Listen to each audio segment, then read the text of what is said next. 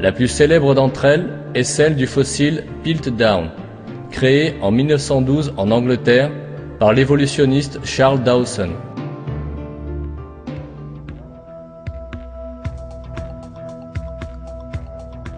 Ce fossile fut présenté comme le plus important spécimen transitoire entre l'homme et le singe. Il fut d'ailleurs exposé dans les musées pendant plus de 30 ans.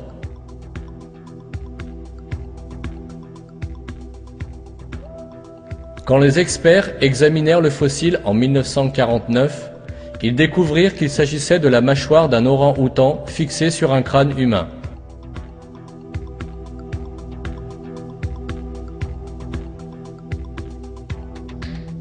En 1922, les évolutionnistes avaient extrapolé l'homme du Nebraska à partir d'une dent retrouvée.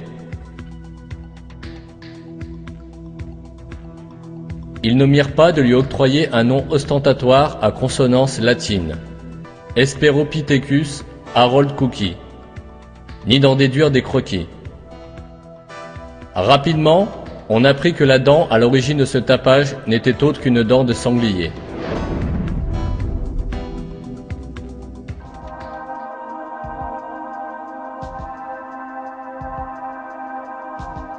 De nombreux autres fossiles présentés comme des preuves par les évolutionnistes s'avérèrent être faux.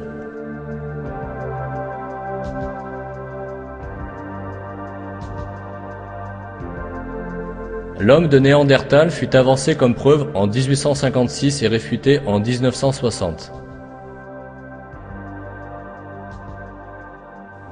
L'homme de Piltdown fut avancé comme preuve en 1912 et réfuté en 1953.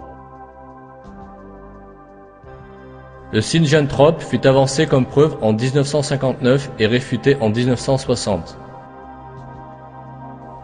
Le Ramapithèque fut avancé comme preuve en 1964 et réfuté en 1979.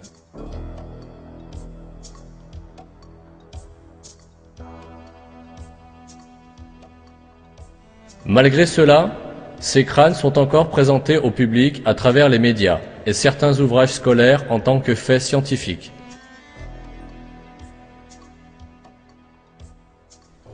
Tant et si bien que dans de nombreux pays, la majorité des gens et des élèves supposent que l'évolution est un fait prouvé.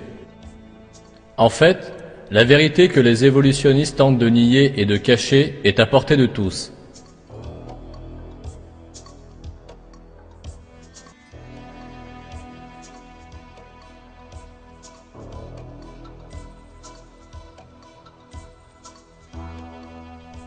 Les espèces sont apparues de manière subite et parfaite sur Terre. Elles ont été créées.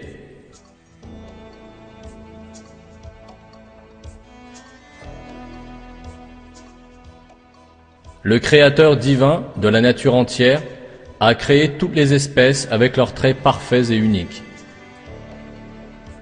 Ce Créateur divin est Dieu, le seul et unique. Il est le Seigneur des cieux, de la terre et tout ce qu'ils contiennent.